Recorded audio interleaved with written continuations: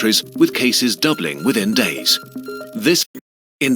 In December 2019, the Chinese authorities notified the world that a virus was spreading through their communities. In the following months, it spread to other countries, with cases doubling within days. This virus is the severe acute respiratory syndrome-related coronavirus 2 that causes the disease called COVID-19 and that everyone simply calls coronavirus.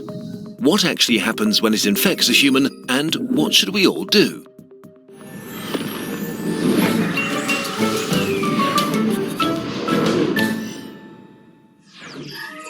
A virus is really just a hull around genetic material and a few proteins, arguably not even a living thing. It can only make more of itself by entering a living cell. Corona may spread via surfaces, but it's still uncertain how long it can survive on them. Its main way of spreading seems to be droplet infection, when people cough, or if you touch someone who's ill and then your face, say rubbing your eyes or nose. The virus starts its journey here and then hitches a ride as a stowaway deeper into the body. Its destinations are the intestines, the spleen or the lungs, where it can have the most dramatic effect.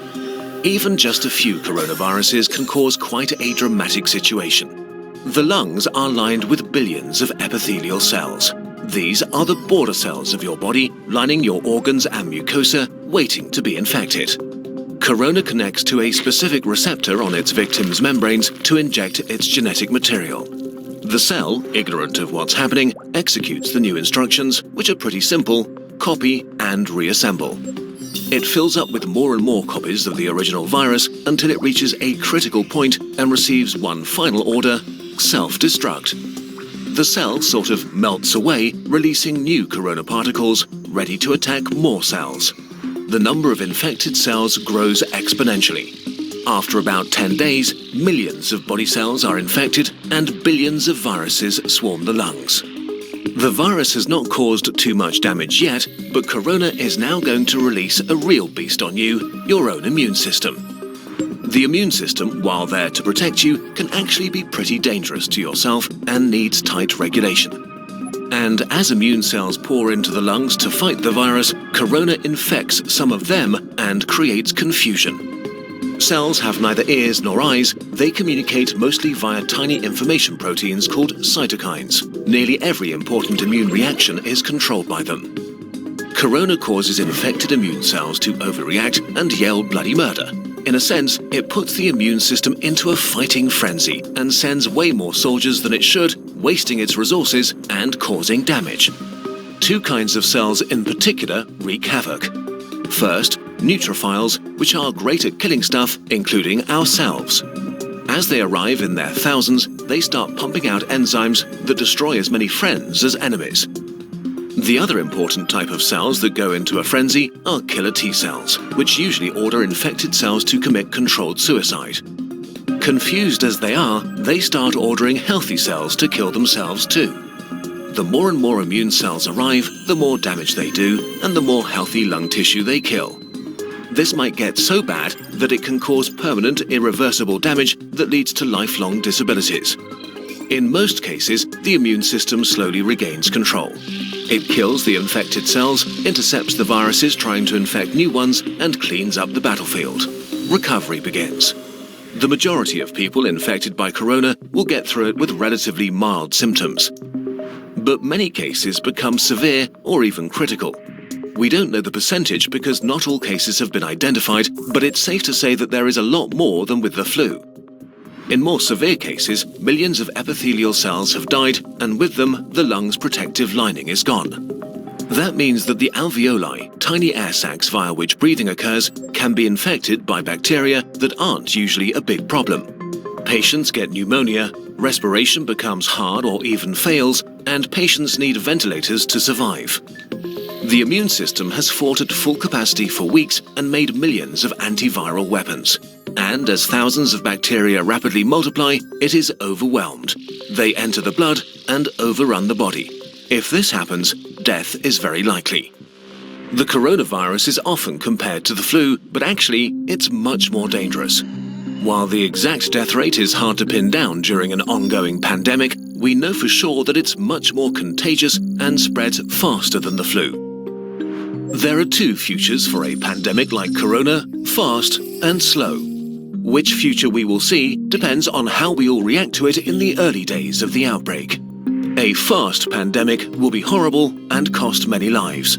A slow pandemic will not be remembered by the history books. The worst-case scenario for a fast pandemic begins with a very rapid rate of infection because there are no countermeasures in place to slow it down. Why is this so bad? In a fast pandemic, many people get sick at the same time. If the numbers get too large, healthcare systems become unable to handle it. There aren't enough resources like medical staff or equipment like ventilators left to help everybody. People will die untreated. And as more healthcare workers get sick themselves, the capacity of healthcare systems falls even further. If this becomes the case, then horrible decisions will have to be made about who gets to live and who doesn't. The number of deaths rises significantly in such a scenario. To avoid this, the world, that means all of us, needs to do what it can to turn this into a slow pandemic. A pandemic is slowed down by the right responses, especially in the early phase, so that everyone who gets sick can get treatment and there's no crunch point with overwhelmed hospitals. Since we don't have a vaccine for corona, we have to socially engineer our behavior to act like a social vaccine. This simply means two things: not getting infected and not infecting others. Although it sounds trivial, the very best thing you can do is to wash your hands. Soap is actually a powerful tool. The coronavirus is encased in what is basically a layer of fat. Soap breaks that fat apart and leaves it unable to infect you. It also makes your hands slippery, and with the mechanical motions of washing, viruses are ripped away. To do it properly, wash your hands as if you've just cut up some jalapenos and want to put in your contacts next. The next thing is social distancing, which is not a nice experience, but a nice thing to do. This means no hugging, no handshakes. If you can stay at home to protect those who need to be out for society to function, from doctors to cashiers or police officers. You depend on all of them. They all depend on you to not get sick.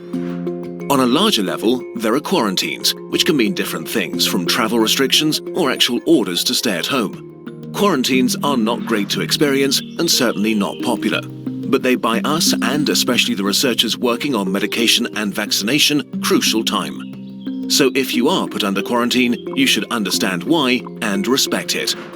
None of this is fun, but looking at the big picture, it is a really small price to pay. The question of how pandemics end depends on how they start. If they start fast with a steep slope, they end badly. If they start slow with a not-so-steep slope, they end okayish. And in this day and age, it really is in all of our hands, literally and figuratively. A huge thanks to the experts who helped us on short notice with this video, especially Our World in Data, the online publication for research and data on the world's largest